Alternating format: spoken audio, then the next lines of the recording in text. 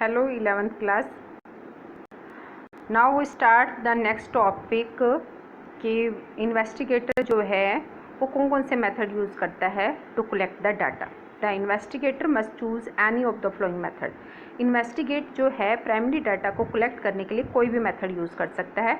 कल मैंने आपको बताया भी था पर्सनल इंटरव्यू जिसमें 2 पार्ट आपको बताए थे. ठीक है, फिर क्वेश्चनरीज मेथड बताया था. मैं आपको जो है आज अगेन सारे कंप्लीट मेथड बता रही हूँ. फर्स्ट है direct personal observation. Second method use कर सकता है indirect oral interview.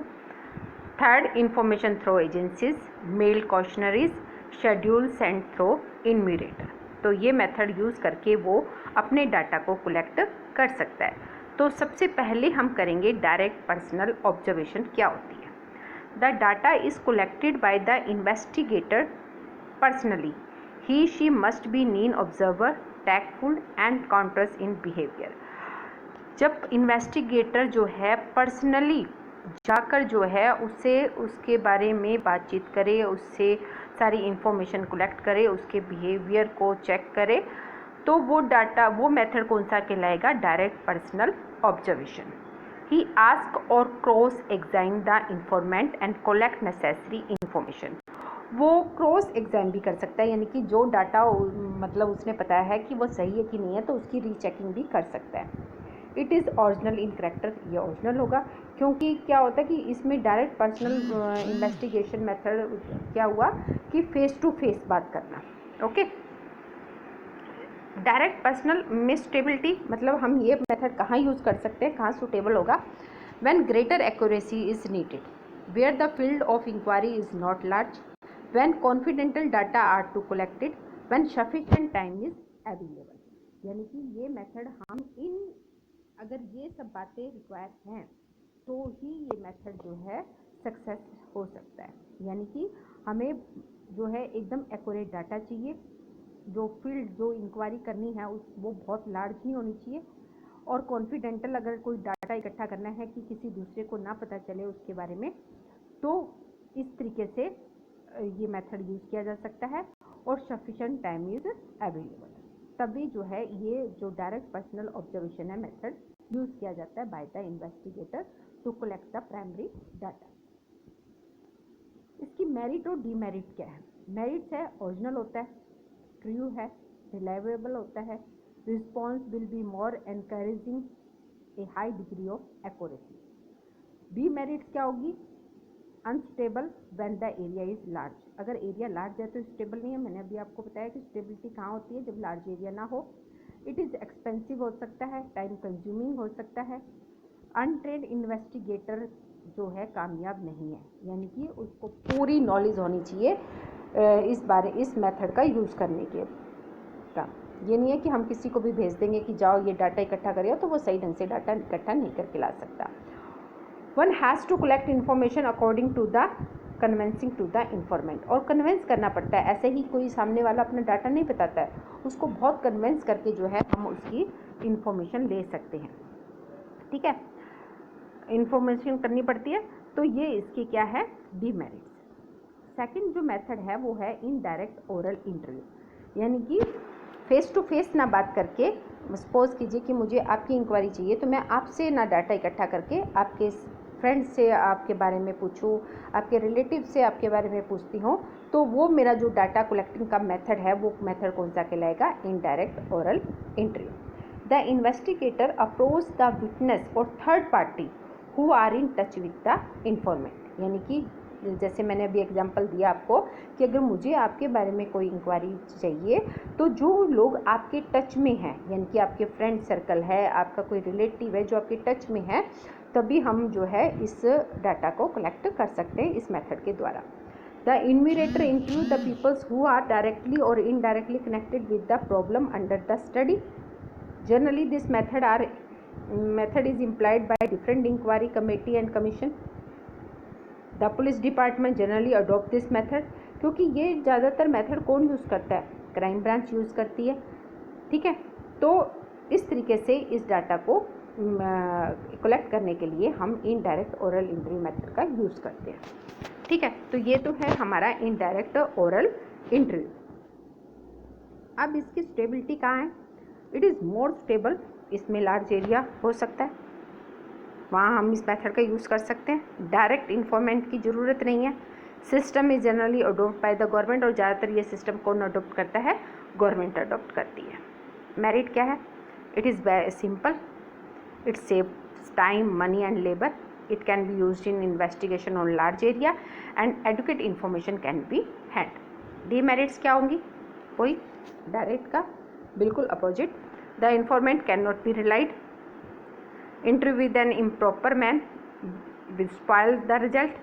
In order to get the real position, sufficient number of people are to be interviewed. The careless attitude the informant will affect the degree of accuracy.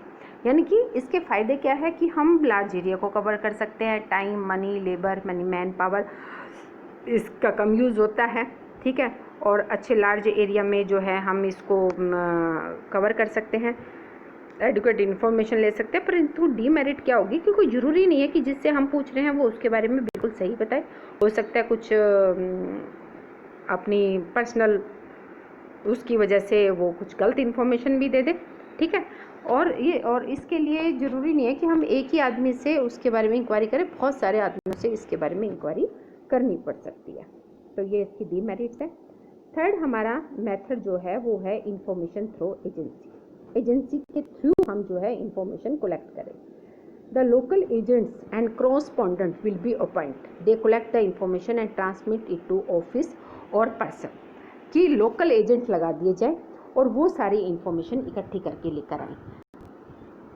जैसे newspaper में होता है कि जगह जगह लोकल जो है हम लगाते हैं, ठीक है, न्यूज़पेपर वाले वो सारी इन्फॉर्मेशन इकट्ठा करते हैं, फिर इन्फॉर्मेशन ऑफिस में देते हैं, ऑफिस में से उसकी एडिटिंग की जाती है कि कौन कौन सी इन्फॉर्मेशन हमें न्यूज़पेपर में देनी है, मैगज़ीन में देनी है, उसके बाद जो है वो रिलीज़ होती है। They do inquiry to their own way and test, अपनी उसके अकॉर्डिंग वो जो है इंक्वायरी कर सकते हैं, उसी के अकॉर्डिंग वो देख सकते हैं, जहां उन्हें जो अच्छी लगेगी वो रिपोर्ट ले आते हैं, रिपोर्टर लगाते हैं। जैसे this system is adopt by newspaper agency, ये ज़्यादातर ये सिस्टम कौन अपनाता है? न्यूज़पेपर एजेंसीज अपनाती है।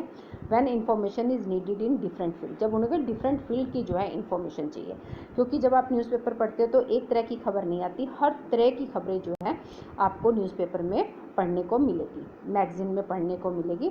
तो ये ज़्यादातर ये मेथड कौन यूज़ करता है? न्यूज़पेपर, मैगज़ीन वाले, टीवी वाले जो न्यूज़ वगैरह देते हैं। The informant are generally called correspondent, informant क्या कहलाता है? क्रॉसपॉन्डेंट के नाम से जाना जाता है। स्टेबिलिटी क्या है? In those cases where the information is to be obtained regular interval from a wide area. इसमें क्या है, जो रिपोर्टर लगाए जाते हैं वो रेगुलर काम करते हैं, ये नहीं कि आज वो एक फील्ड की, एक एरिया की रिपोर्ट ले आए तो कल वो देंगे ही नहीं, रुक जाएंगे एक हफ्ता तक। वो डेली उस एरिया जहाँ जहाँ वो रिपोर्टर लगाए हुए हैं वो अपने अपने एरिया की डेली रिपोर्ट अपने ऑफिस में देते हैं कि क्या घटना कहाँ घटी, ठीक है। तो स्टेबिलिटी यहाँ होती है इनकी। मेरिट क्या होंगी? एक्सटेंसिव इंफॉर्मेशन कैन बी, बहुत तरह की इंफॉर्मेशन मिलेगी। चीप और इकोनॉमिकल मेथड है। Specially information is possible, speedy information is possible. It is useful where informant is needed regular. Demerit क्या है? Information may be biased, degree of accuracy cannot be maintained, uniformity cannot be maintained, data may not be original।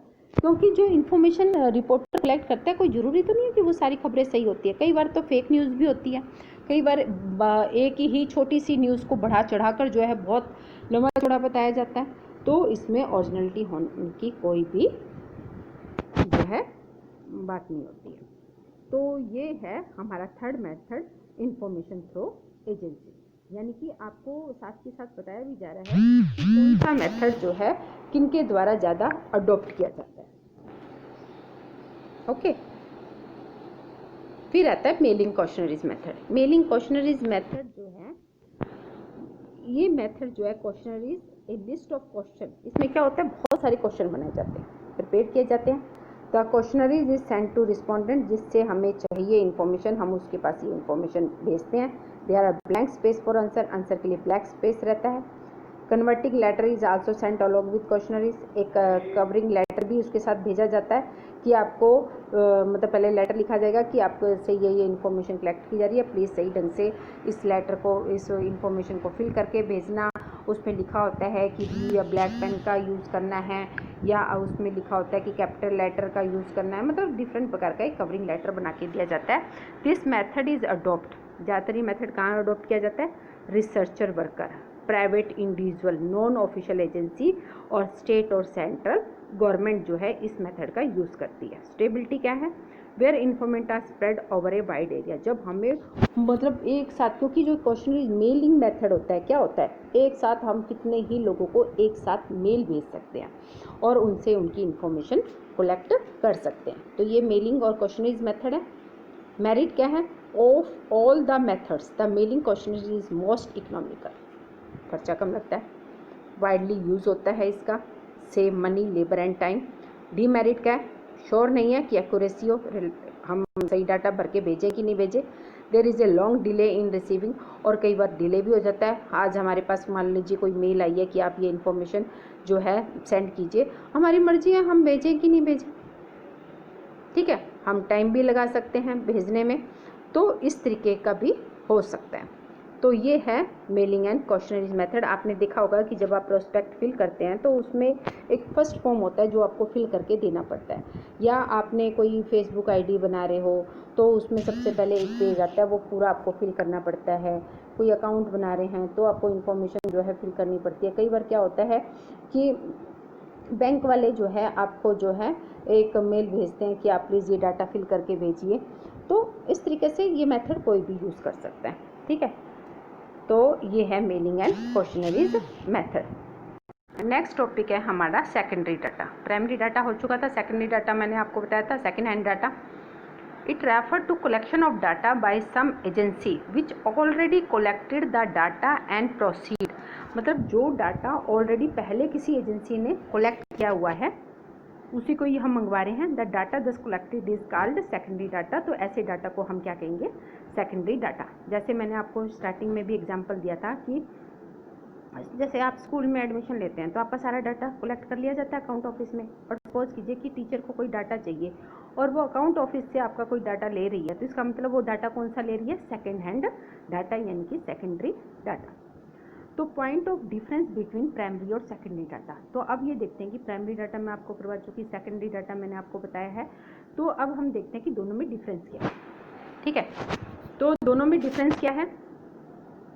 Basic for comparison करते हैं। सबसे पहले meaning, primary data refer to the first hand data. Primary data को हम first hand data कहते हैं क्योंकि researcher खुद अपने आप जो है उस डाटा को इकट्ठा करता है। Secondary data means data collected by someone else, मतलब किसी और ने उस डाटा को इकट्ठा किया हुआ है। सेकेंड हैंड डाटा जो डाटा रियल टाइम डाटा होता है, ये पास्ट टाइम डाटा होता है, पहले ऑलरेडी ले चुके हैं उसको हम कलेक्ट कर रहे हैं, वो सेकेंड हैंड डाटा है।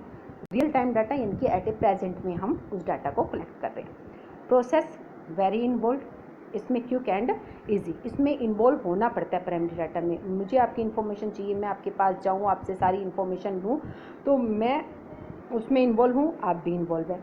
जबकि सेकेंडरी डाटा क्या? क्विक एंड ईजी, मतलब आसानी से मैं आपके पास जाने की बजाय अकाउंट ऑफिस में जाऊँ और आपका सारा डाटा ले लूँ, तो क्विक और ईजी है। सोर्स, इसमें survey, observation, experiment, questionnaires, personal interview, different प्रकार के हम मेथड यूज़ करते हैं। जबकि ये क्या है? गवर्नमेंट पब्लिकेशन, गवर्नमेंट ने जो डाटा पब्लिश कर दिया हम वहाँ से भी डाटा उठा सकते हैं, वेबसाइट से भी डाटा ले सकते हैं, बुक्स से भी ले सकते हैं, जर्नल आर्टिकल से भी ले सकते हैं, इंटरनल रिकॉर्ड्स वगैरह, इन सब के द्वारा हम जो है डाटा इकट्ठा कर सकते हैं। कॉस्ट, ये एक्सपेंसिव होता है क्योंकि इसमें काफ़ी सारे इन्वेस्टिगेटर लगाने पड़ते हैं।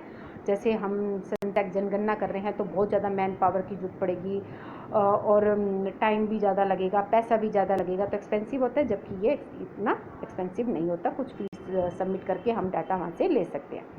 कलेक्शन टाइम, इसमें बहुत लॉन्ग टाइम, बहुत टाइम लगता है, इसमें थोड़ा सा समय लगता है। ये always specific to the researcher need, researcher की ज़रूरत के लिए होता है, ये कोई भी may not be specific. Accuracy, ये इसमें बहुत ज़्यादा एक्यूरेसी रहती है, इसमें रिलेटिवली लेस रहती है। तो ये है हमारा difference between primary and secondary data. तो आप इसको ध्यान से सुने पहले और फिर इससे रिलेटेड नोट्स जो है अपने रजिस्टर में नोट करें। ओके।